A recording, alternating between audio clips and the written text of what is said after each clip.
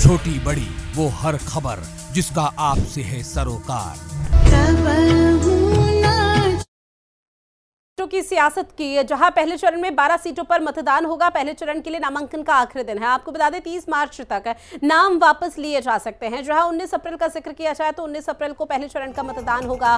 भरतपुर में बुधवार को नामांकन का आखिरी दिन था और ऐसे में भाजपा के लोकसभा प्रत्याशी रामस्वरूप कोली ने नामांकन दाखिल करने के बाद शहर के मुख्य बाजार में आशीर्वाद यात्रा निकालकर जनता का आशीर्वाद लिया है। इस खास मौके पर शहर के हृदय स्थल लक्ष्मण मंदिर चौराहे पर बीजेपी की तरफ से एक जनसभा का भी आयोजन किया गया। जनसभा में लोकसभा प्रत्याशी रामस्वरूप कोली ने अपनी झोली फैलाकर और दंडवत नमस्कार कर जनता भारी मत देकर विजयी बनाने की अपील की है।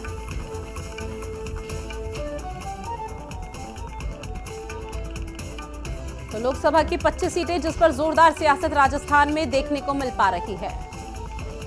खबर पर ज्यादा जानकारी के साथ जयपुर से विष्णु हमारे साथ लाइव बने हुए हैं। विष्णु, वो 25 लोकसभा सीटों के पीछे की वजह क्या मानी जा रही है जिस पर जोरदार सियासत अभी राजस्थान में देखने को मिल पा रही है? भारतीय जनता पार्टी अपने पूरे देश पे चुनावी प्रचार अभियान में लगी हुई है और इसी को लेकर पूरे जोर शोर से भाजपा 25 की 25 सीटें जीतकर हैट्रिक लगाने का दावा करती हुई नजर आ रही है। और कहीं न कहीं देखा जाए तो जो मुख्यमंत्री भजनलाल शर्मा ने चुनावी कमान जो अपने हाथ में ले रखी है और लगातार संबोधन सभाओं का जो संबोधन कर रहे हैं तो उसमें अपने 100 दिन के जो कार्य योजना है उस पर उनका लगातार जोर है, क्योंकि जो 100 दिन में उन्होंने जो काम किया है, जैसे SIT गठित करके पेपर लीक वाले मुद्दे को काफी आगे ले गए और दूसरा 2% पेट्रोल डीजल में वेट कम करके पेट्रोल डीजल को या राजस्थानियों को कुछ राहत दी है, तो राजस्थानियों को 4% राहत मिली है उसी हिसाब से।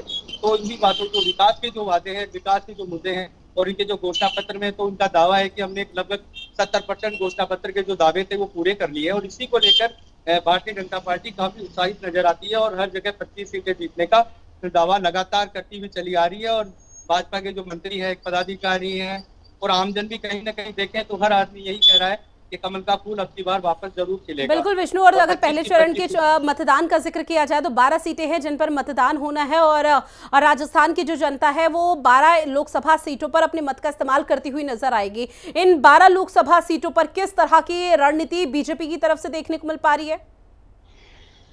इन 12 सीटों पे बीजेपी वैसे तो काफी अच्छी पोजीशन पे है और अच्छे मुकाम पे है, लेकिन इसमें जो सीट है राहुल कस्बा, जो कि पहले भारतीय जनता पार्टी के 2 बार के सांसद रहे हैं और उससे पहले उनके पिताजी भी लगातार 4 बार सांसद रहे हैं, तो उनका जो कांग्रेस को समर्थन पे टिकट लेना और कांग्रेस के टिकट पे चुनाव लड़ना कहीं ना कहीं कुछ मुश्किल पैदा कर सकता है। दूसरा, ज्योति मिर्जा का अगर देखा जाए तो लगातार वो 2 बार हार चुकी है और दूसरी बार भी लोकसभा का टिकट लेंगे। सामने RSP के हनुमान बेनीवाल है जो काफी गद्दावर और काफी मजबूत नेता माने जाते हैं नागौर से, तो इसलिए वहां भी थोड़ी बहुत मुश्किलें हो सकती है। और बाकी और जगह जो बीजेपी ने जहां टिकट दिए हैं तो वहां मुश्किलें थोड़ी कम दिखाई देती है। और कांग्रेस भी लगातार इस बार जो टिकट का सोच समझ कर दिए हैं और कांग्रेस ने भी युवाओं को कुछ ज्यादा दिया है। दूसरा, कांग्रेस का भी अगर आप देखा जाए तो अब की बार एक भी मुस्लिम और ब्राह्मण चेहरा नहीं है कांग्रेस की पूरी लोकसभा टिकटों में, तो इसी को लेकर कुछ कांग्रेस पार्टी को नुकसान भी हो सकता है। जो अल्पसंख्यक समुदाय और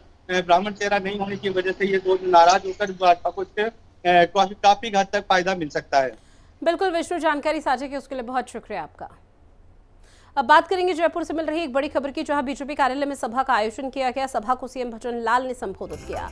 आपको बता दें सीएम की तरफ से कहा गया कि ये एक ऐसी पार्टी है जिसे हम परिवार कहते हैं और राजस्थान में सभी जगह जा रहा हूं जहां बीजेपी जो कहती है वो करके दिखाती है। जो दावे वादे विधानसभा चुनाव में किए थे उनको भी धरातल पर अमली जामा पहनाने की कोशिश लगातार बीजेपी की तरफ से की जा रही है। इन तमाम महत्वपूर्ण बातों का जिक्र करते हुए भजनलाल शर्मा नजर आए और इसके साथ ही जब सभा का आयोजन किया गया था, सभा के आयोजन में जो तमाम लोग पहुंचे थे हर वर्ग को साधने की की कोशिश भजन लाल शर्मा की तरफ से की गई, क्योंकि आपको बता दें पहले चरण के लिए जब 19 अप्रैल को मतदान होगा तो 12 लोकसभा सीट है जिस पर पेच फंसा हुआ है और ऐसे में रणनीति लगातार हर दल बनाता हुआ नजर आ रहा है और उसी के चलते लगातार इस तरह की सभाओं का आयोजन किया जा रहा है और सभाओं के जरिए अपनी जो तमाम योजना है जो इस वक्त प्रदेश में चल रही है वो यहाँ पर गिनाई जा रही है। और न सिर्फ अपनी योजनाएं बल्कि जब विधानसभा चुनाव यहाँ पर हुए थे तो बीजेपी पूर्ण बहुमत के साथ सत्ता में काबिज हुई थी, लेकिन उससे पहले कांग्रेस का शासन राजस्थान में हुआ करता था। कांग्रेस के शासन में जो जो विफलताएं रही उनको भी लगातार उजागर करती हुई बीजेपी नजर आ रही है प्रदेश में और इसी के चलते अपने वोट बैंक को मजबूत करने की कोशिश लगातार बीजेपी कर रही है, जिसके चलते सभा के आयोजन में जब भजन लाल शर्मा पहुंचे तो उनकी तरफ से कहा गया बीजेपी जो कहती है वो करके दिखाती है। पूरे राजस्थान के अंदर मजबूती देने का काम किया और हम आप जैसे कार्यकर्ता आज उनके बनाए हुए कार्यकर्ता सम्मानीय हमारे स्वर्गीय भंवरलाल जी शर्मा साहब और उनके सुपुत्री मंजू शर्मा जी को प्रत्याशी बनाया है। एक बार जोरदार तालियों से मंजू जी का स्वागत और अभिनंदन कर।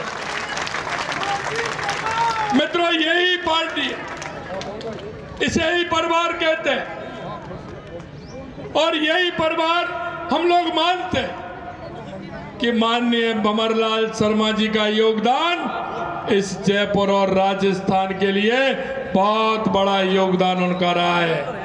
और आज उनकी बेटी ने पार्टी के अंदर जिस तरह से काम किया है, महिला मोर्चा के जिले में, मंडल से लेकर के जिले में और जिले से लेकर के प्रदेश के महामंत्री के रूप में आपने काम किया है, आपने चुनाव भी लड़ा है।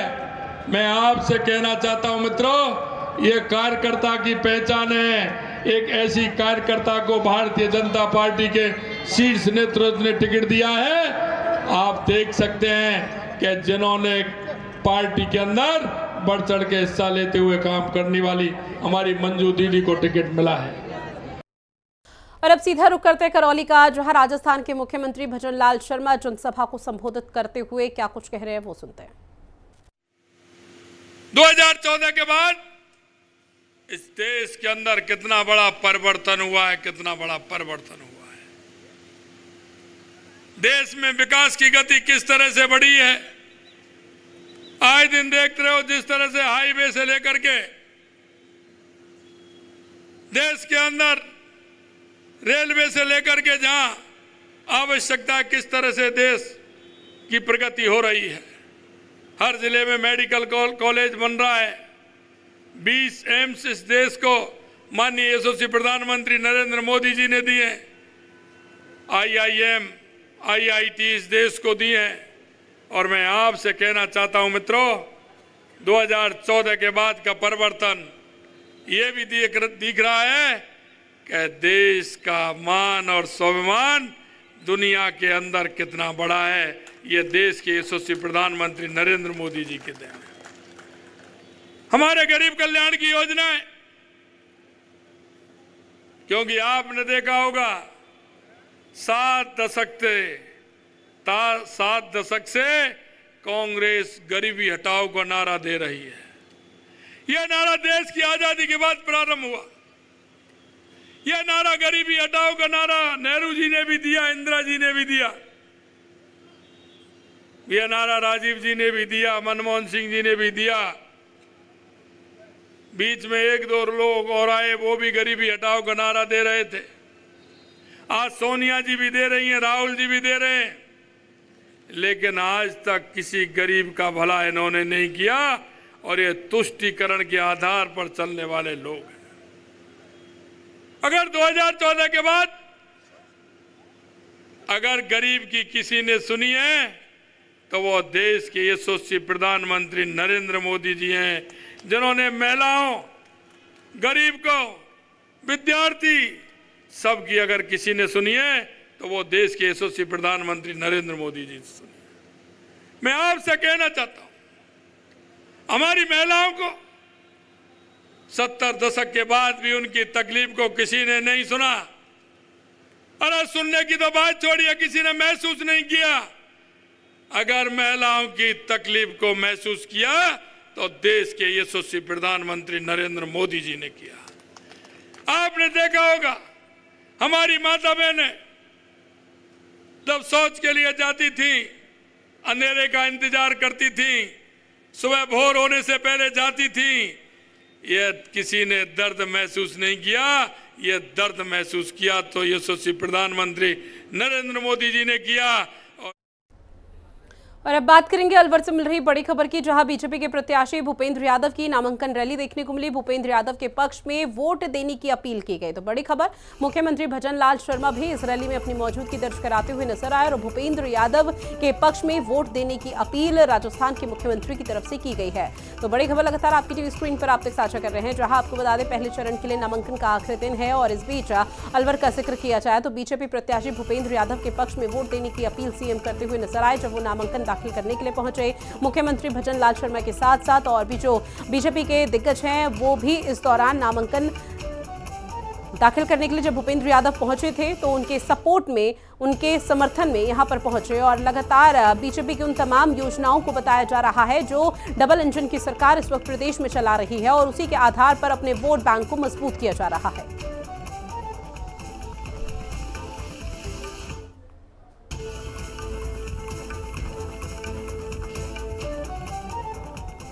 मित्रों, इस देश के अंदर अगर हम राजनीतिक दलों की बात करें तो बहुत सारे राजनीतिक दल हैं और वो राजनीतिक दल ऐसे भी हैं जो चुनाव के समय दिखते हैं।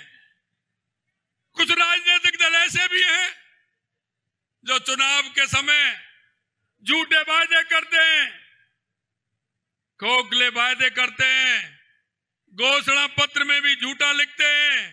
लेकिन मैं आपको विश्वास दिलाना चाहता हूं, भारतीय जनता पार्टी एक ऐसा राजनीतिक दल है जो जनता कहती है वो करते हैं और जो घोषणा पत्र में कहते हैं वो करके बताते हैं। इसीलिए तो कहते हैं मोदी जी जो कहते हैं वो करते हैं और करते हैं वही कहते हैं। यह बात मैं आपको इसलिए कहना चाहता हूं, आप लंबे समय से वोट डालते आ रहे हैं, आप किसी ना किसी राजनीतिक दल को वोट डालते हैं, लेकिन आपके वोट का असर कितना होता है मैं आपको यह बताना चाहता हूं। लोग कहते हैं कि यह काम भारतीय जनता पार्टी ने कर दिया। मित्र, वो भारतीय जनता पार्टी ने नहीं, वो आपके एक वोट ने किया है, आपके एक एक वोट ने किया है।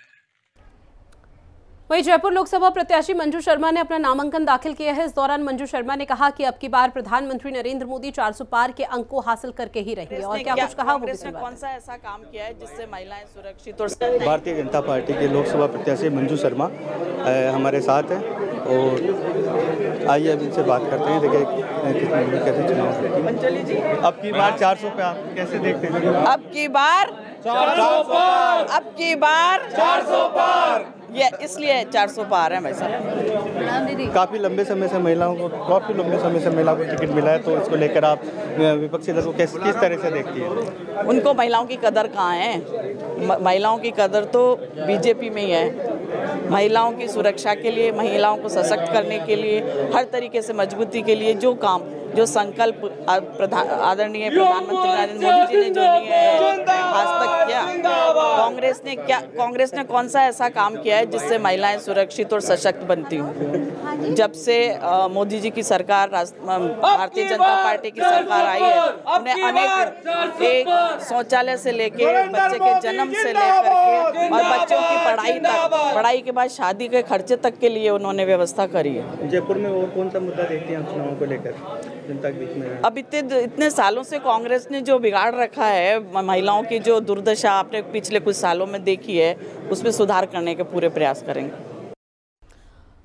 और बुलेटिन में इतना ही। आप बने रहिए हिंदी खबर के साथ। नमस्कार।